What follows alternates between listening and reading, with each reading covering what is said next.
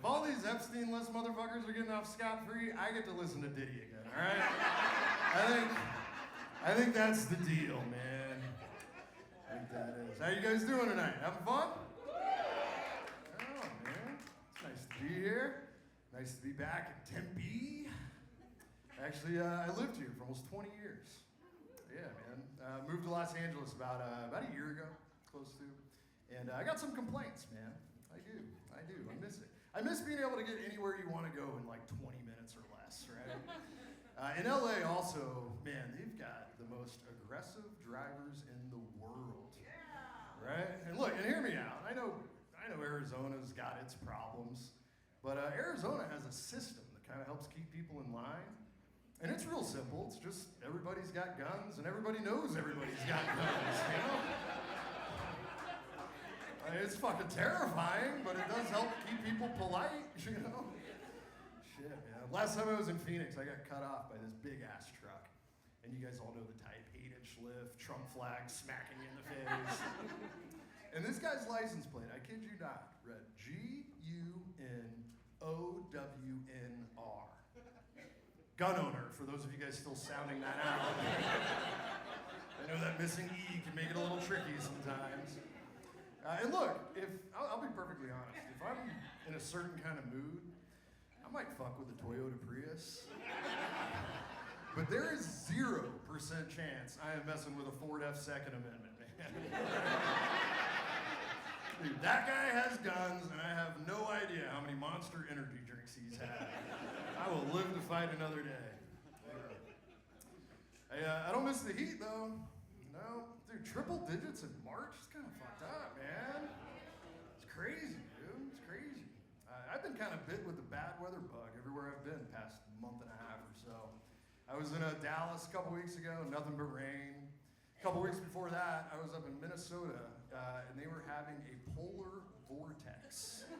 That's what they called that. It was 20 below zero, and with the wind chill, like negative 50, 60. It's crazy, dude. It's crazy. I don't know how they do that, man. I really don't.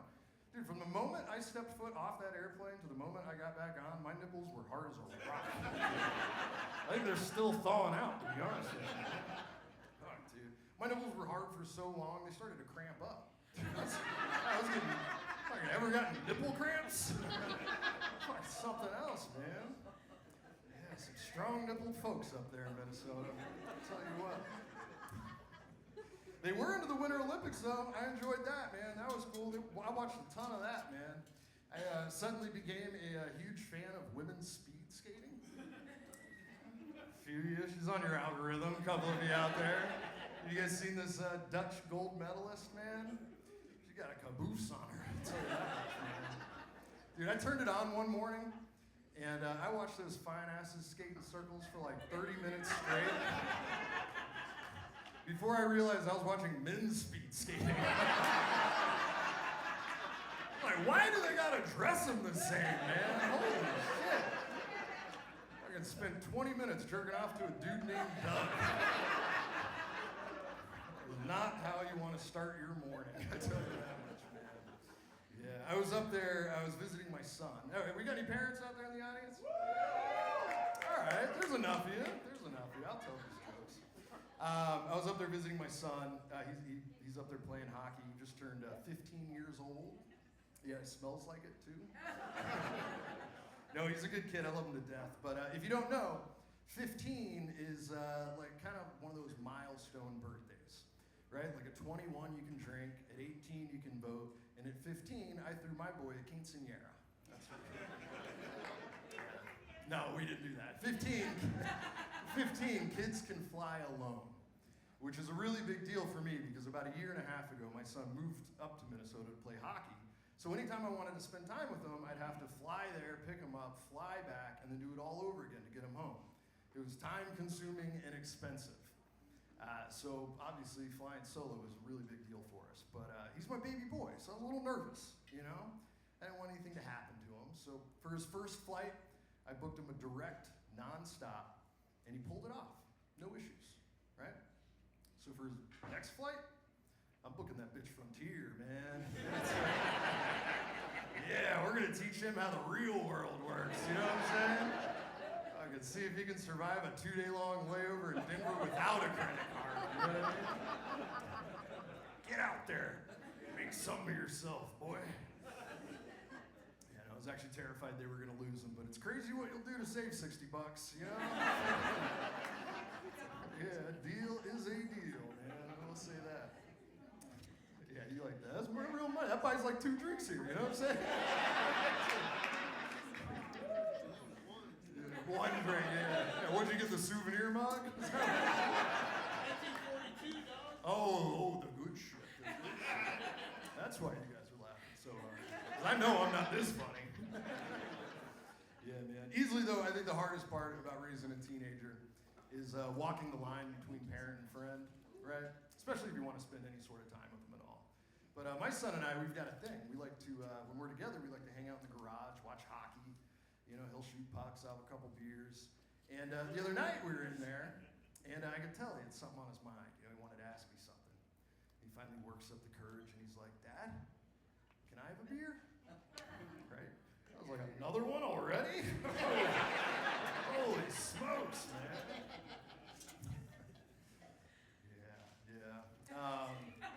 One of the deals I made with him, though, when he moved, since we don't get a whole lot of FaceTime anymore, I said, "I'll be your homework guy, right? You have problems with your homework, just give me a call. I'll drop everything I'm doing, and I'll help you out." And I got to be honest with you guys, that math stuff is starting to get pretty complicated, man. Dude, he'll FaceTime me, right? Read me his math questions while I type them into ChatGPT. Yeah. Dude, honestly, I couldn't even really help him with it when he was younger either, you know? Because they've changed math. Dude, yeah, if you guys know, yeah, this stuff called Common Core. Yeah, if you haven't heard of this, get a load of this. Kids are being taught to solve math equations by drawing dots inside of circles, right? Which is crazy, because when I was a kid, I drew plenty of dots inside of circles. We just called that doodling boobies. That was trapper keeper art, you know what I'm saying? Like turning memories into math. No wonder we got so many school shooters, you know? All right, that was a risk. Deserved a groan. It did. It did. I've been traveling a lot, and I tell you what, for as miserable as flying basically anywhere has become, there is one bright spot. TSA has completely stopped giving a shit about weed, man. Dude, it is awesome. You don't even have to keister that stuff anymore, man. Dude. I travel high exclusively now. That's what I do. And I confirmed this with TSA. They said you can actually get in more trouble for concealing it than you can having it. Which is crazy, because it used to be stressful smuggling drugs. You know? I mean, fucking standing in the security line, waiting for my bag, just sweating, replaying scenes from Blow in my head, trying to be cool, you know? Dude, now I just buzz right through that security line. I beeline it straight to the nearest bathroom stall, slide that vape out of my ass. I still keister, personal preference.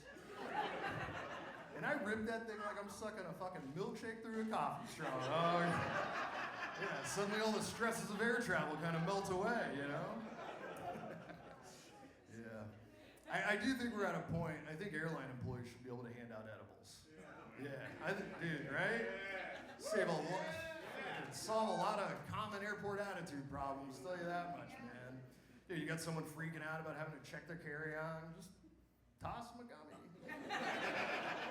Someone having a meltdown over a misconnection, toss them a gummy. That screaming baby in 24C, 100 milligrams for you, little guy.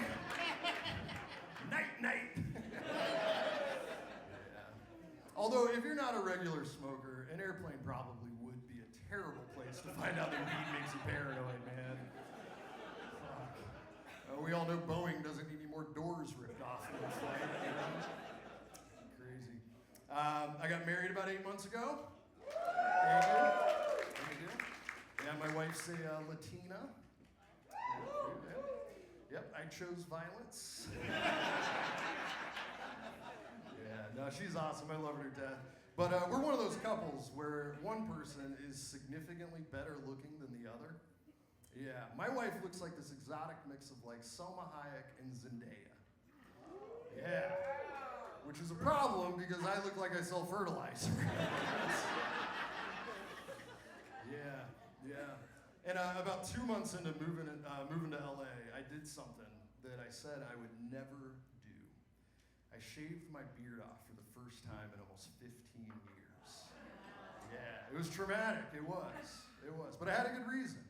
I booked a role on the hit Emmy Award-winning television show, The Pit. If anybody's seen it? Yeah, right on for you. Yeah, you can catch me in the. What's that? That's him. That's the guy. Not me, but you know. I wish I had his paycheck. I'll tell you that much. Yeah, you can catch me in the season that's currently airing, portraying the life and character of paramedic number 2. Shaved my whole personality off for a background role, man. A Hollywood dream's happening. We're doing it. Yeah, man. But it's crazy going over a decade without seeing your chin. I will say that, man. Dude, I shaved my beard off, looked in the mirror at my chin, and I was just like, whoa, there's 2. When did that happen, man? Yeah, man. I noticed a lot of gray hairs in my beard when I was shaving it off.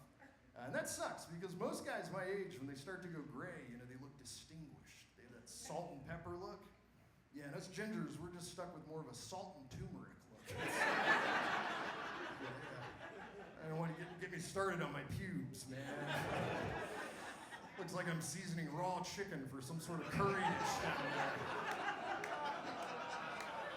That one's also a risk, but you guys seem cool, so we'll go with it. Yeah, I turned the big 4-0 last year. It's a big one. Yeah. I think I've reached that point in my midlife crisis where I kind of need to pick a direction. You know, do I buy a sports car I can't afford, or do I keep doing stand-up comedy? I don't know. But it's crazy. It's cool. It's cool turning 40, right? I found myself just kind of going for things. Like I don't know if you guys know this, but NASA is planning on putting people back on the moon in 2028, 2 years from now, right? And you can just apply on NASA's website to be an astronaut. Yeah, I did it. Turns out they don't need a comic on the moon, but you know, shoot. And I was telling my wife this, and she kind of freaked out on me. She was like, "Oh my God, you would do that? What if something happened to you?" It's like, I don't know, maybe you get a middle school named after me or something. You know? And she was like, "Well, what if something happened to me?" I was like, "Darling, I don't know much about much, but I'm pretty sure the widow of an astronaut's gonna be A-okay. You know? Like, you can be the next Erica Kirk if you want. Fireworks wherever, you know?" Yeah, man. I'll end on this, guys. It's crazy how much your day-to-day routine changes the older you get. Right, like in my 20s, I would wake up and get acquainted with whatever lucky little lady I could trick into coming home with me from the bar that night. And in my 40s, I wake up and get acquainted with just a little bit more of my forehead. Yeah, it's starting to thin out up there. Turns out I could see the forest through the trees. But I ended up, I bit the bullet and I got on some hair pills. I did it, man. I did it. And they're working too. I actually have like little baby hairs coming in. But it sucks because it's $35 a month. And if you stop taking the medication, your hairline goes right back to where it was before, right? Yeah, so leave it up to Big Pharma to figure out a subscription-based hairline. It sucks. But yeah, I got on the Hims, and I saw they make pills for women now too, called Hers. And I read this on the website. I'm not sure if it's true, but I guess next they're coming out with pills for thems. All right, you guys have been great. My name's James Wenlin. This next